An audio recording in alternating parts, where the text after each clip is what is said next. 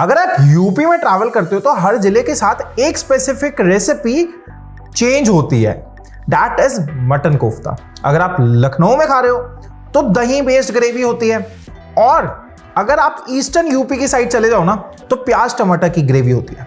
हम बनाएंगे वो ही ईस्टर्न साइड की रस्टिक प्याज टमाटर की ग्रेवी वाली मटन कोफ्ता इंट्रो के बाद।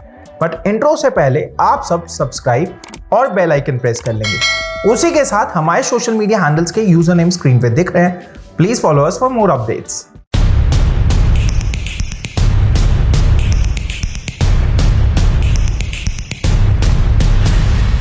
सत श्री अकाल, की हाल चाल। मैं हूं जसप्रीत, आपका होस्ट एंड दोस्त, एंड आज I welcome you back to our Uttar Pradesh food tour with Saloni mustard oil. तो सलोनी मस्टर्ड ऑयल के साथ आज हम बनाने जा रहे हैं वो ही ईस्टर्न यूपी की रस्टिक वाली प्याज टमाटर की ग्रेवी वाले मटन कोफ्ते। तो उसके लिए सबसे पहले हम ग्रेवी का काम शुरू करेंगे। तो ग्रेवी के लिए एक पैन गरम और उसमें सलोनी मस्टर्ड ऑयल, क्योंकि सेहत भी और स्वाद भी जो बनता है खुद की ही फैक्ट्री में।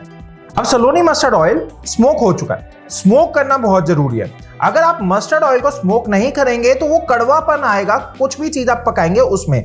तो अब स्मोक होने के बाद इसको हल्का सा ठंडा कर लिया है। अब सही टेम्परेचर है खड़े मसाले डालने का।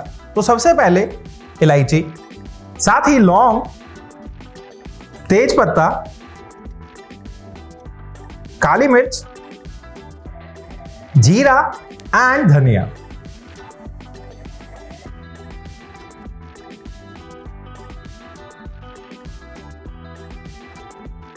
अब साबुत मसाले क्रैकल करने लग गए हैं, उन्होंने रंग बदल लिया।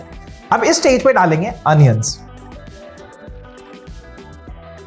अब अनियंस थोड़े से ज्यादा जाएंगे, क्योंकि अनियन की वॉल्यूम जब ब्राउन होते हैं अनियन तब कम हो जाती है, इसीलिए अनियन पहले ही थोड़े ज्यादा। और अगर अनियन कम होंगे तो वो मीटीनेस नहीं आएगी मटन कोफ्ते ग्रेवी में, इसीलिए अगर मीटीनेस चाहिए तो अनियंस थोड़े से ज्यादा। अब अनियंस को हमने ब्राउन करना है, तो ब्राउन करने के लिए इनका जो टाइम है, कुकिंग टाइम है, वो थोड़ा ज्यादा लगेगा। और एक चीज जो आपको कोई नहीं बताएगा कि जब भी अनियंस ब्राउन करें उनको ढक के ना पकाएं, क्योंकि अगर आप ढक देंगे तो स्टीम अंदर ही अंदर इवॉल्व होएगी और स्टीम प्याज पे लग जाएगी। फिर अनियन का जो ब्राउनिंग प्रोसेस है वो थोड़ा इलैंगुएट हो जाएगा, वो थोड़ा लंबा हो जाएगा, बहुत टाइम लगेगा अनियन ब्राउन होने में।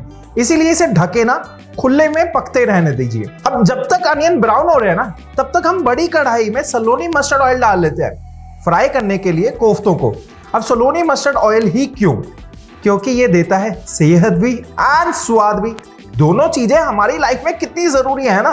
और in fact this oil is produced in its own factory, तो टेंशन लेने की बात नहीं है। इसी में हम डीप फ्राई करेंगे। अब सलोनी मस्टर्ड ऑयल को हम स्मोक कर लेंगे। वैसे तो इसका यूज जो है वो लेटर ऑन है, बट पहले ही स्मोक कर लेंगे। अब मेरे घर की ना एक प्रैक्टिस है, जब भी हम सलोनी मस्टर्ड ऑयल लेके आते हैं हम सारे तेल को एक साथ ही स्मोक कर लेते हैं। उससे सारी जो तहसीर है, वो जो तीखापन है, वो हट जाता है। और उसके बाद we can use Saloni mustard oil whenever we wish to. उस टाइम पे हमें दोबारा स्मोक करने की जरूरत नहीं है। देखिए, जब हमने प्याज डाले थे ब्राउन करने के लिए, उस टाइम पे 6 प्याज थे और पूरी कढ़ाई भरी हुई थी। अब इस टाइम पे लग रहा है कि जैसे 2 ही प्याज पड़े हों कढ़ाई में, है ना। तो इसीलिए मैं बोलता हूं कि जब भी प्याज डाले ना, थोड़े ज्यादा ही काट के डाले, क्योंकि प्याज में पानी बहुत होता है। ब्राउन होते होते सारा पानी उड़ जाता है और फिर उनकी वॉल्यूम कम हो जाती है। अभी प्याज ब्राउन हो चुके हैं, इस स्टेज पे डालेंगे जिंजर गार्लिक पेस्ट।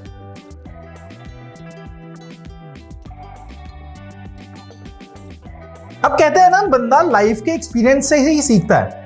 वैसे ही मैंने बहुत सारी चीजें कुकिंग के लिए अपने एक्सपीरियंस से सीखी हैं। जैसे कि ये जिंजर गार्लिक पेस्ट मैं प्याज डालने के बाद ही डालता हूं। पहले मैं जिंजर गार्लिक पेस्ट सीधा गरम मसालों के बाद डाल देता था। उस केस में जिंजर गार्लिक पेस्ट जल जाता था और फिर जब तक मैं प्याज डालता था तब तक कड़वा कड़वा टेस्ट आने लग जाता था। इसीलिए जिंजर गार्लिक पेस्ट अगर आप यूज कर रहे हैं तो वो प्याज के पकने के बाद डालिए। और अगर आप फाइनली चॉप्ड जिंजर गार्लिक डाल रहे हैं तब आप बिल्कुल स्टार्टिंग में डाल सकते हैं, उस केस में जलता नहीं है जिंजर गार्लिक। अब जिंजर गार्लिक भी प्याज के साथ पक चुका है। इस स्टेज पे हम डालेंगे मसाले। तो मसालों में हल्दी सिर्फ नाम भर की, साथ ही लाल मिर्च एंड धनिया। अब जैसे ही मसाले पकने की खुशबू आने लग जाए ना, हम डालेंगे थोड़ा सा पानी। उससे दो फायदे हो जाएंगे, एक तो मसालों की कुकिंग रुक जाएगी, दूसरा जो हमारा प्याज है वो भी जामी कंसिस्टेंसी में आ जाएगा, मसाला बंधा बंधा बनेगा। अब मसाले की पानी के साथ भुनाई बहुत जरूरी है। अगर मसाले की पानी के साथ भुनाई नहीं होगी ना तो वो स्वाद नहीं आएगा।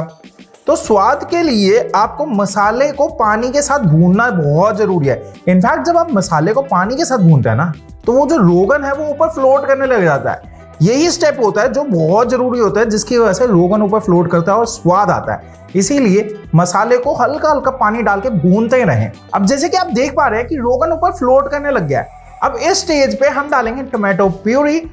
अब इस स्पेसिफिक रेसिपी के लिए मैं दो तरह की टोमेटो प्यूरी यूज कर रहा हूँ, एक तो fresh tomato puree and readymade tomato puree.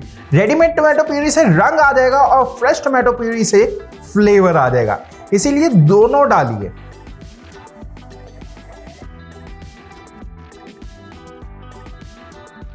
अब टोमेटो प्यूरी डालने के बाद इसमें जाएगा सॉल्ट, ताकि टोमेटो प्यूरी जल्दी पकने लग जाए, और उसके बाद ढक देंगे इसको सॉल्ट डालने के बाद। अब सॉल्ट डालने के बाद मिक्स करना नहीं भूलना, और उसके बाद फिर ढकेंगे और स्लो पे पकने देंगे 10 से 15 मिनट तक।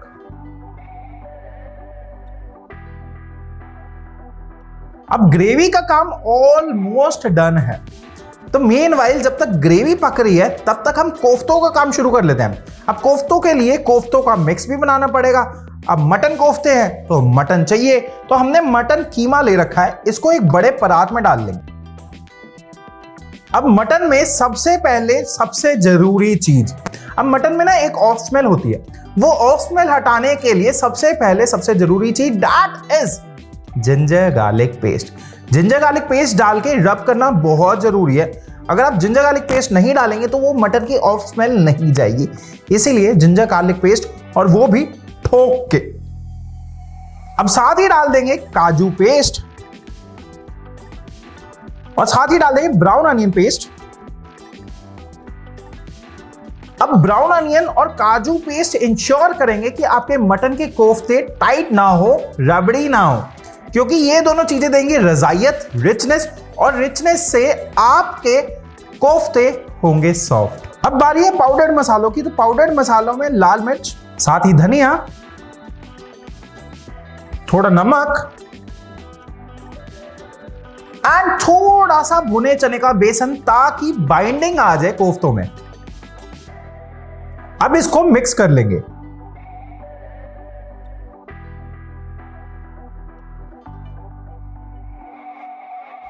अभी कोफ्तों का मिक्स तैयार है और ऑयल भी गर्म है, और कहते हैं ना गरम लोहे पे ही हथौड़ा मारना चाहिए। तो गरम तेल में हम डाल देंगे कोफ्ता, और पहले एक छोटा कोफ्ता डाल के देखिए कि कोफ्ता फट तो नहीं रहा, और अगर कंसिस्टेंसी ठीक है फिर आप बाकी के कोफ्ते डाल सकते हो।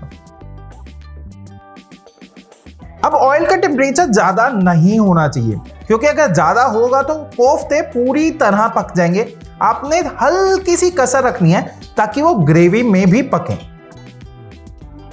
अब एक कोफ्ते के साथ हमने टेस्ट कर लिया था कि मिक्स ठीक है और तेल में जाके कोफ्ते फट नहीं रहे। अब हम बाकी के कोफ्ते फ्राई कर सकते हैं।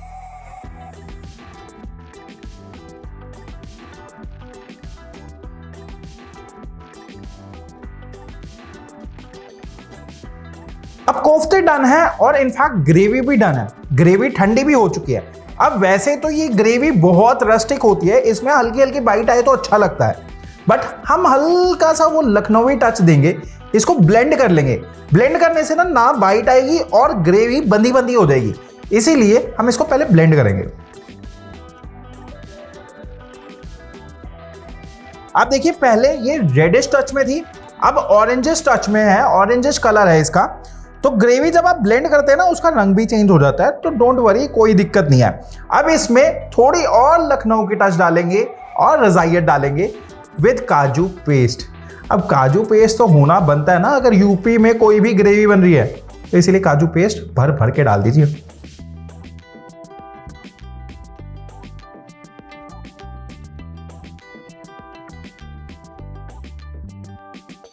अब इसको हल्का सा पतला कर लेंगे ताकि इसमें कोफ्ते पोंछ कर सके हम। कोफ्ते पोंछ करेंगे ग्रेवी में तो कोफ्तों का फ्लेवर ग्रेवी में जाएगा, ग्रेवी का फ्लेवर कोफ्तों में जाएगा और बहुत ही मजेदार सी रेसिपी हो जाएगी। इसीलिए थोड़ा सा ज्यादा पानी डालिए ताकि कोफ्ते अच्छी तरह पोच होएं। अब अगर आप ग्रेवी पतली नहीं रखेंगे तो फ्लेवर्स कोफ्तों के अंदर सीप इन नहीं करेंगे, इसीलिए ग्रेवी थोड़ी सी पतली और कोफ्ते डालने के बाद ना ग्रेवी को ढक दे। तो ये कोफ्ते हमारे पोच हो गए हैं और कोफ्ते लगभग 4 से 5 मिनट के लिए पोच करने हैं। उसके बाद अब खोल के हाल देखते हैं।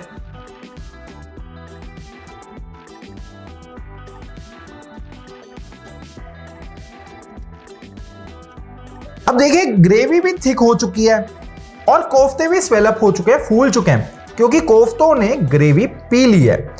अब इसमें फिनिशिंग टचेस, सबसे पहले कस्तूरी मेथी। अब कस्तूरी मेथी के साथ ही धनिया डाल देंगे। अब एक मिक्स और गैस कर देंगे बंद। अब एक लास्ट इंग्रेडिएंट और वो जाएगा गैस बंद करने के बाद, दैट इज क्रीम डालेंगे और फिर मिक्स करके प्लेटिंग करते हैं।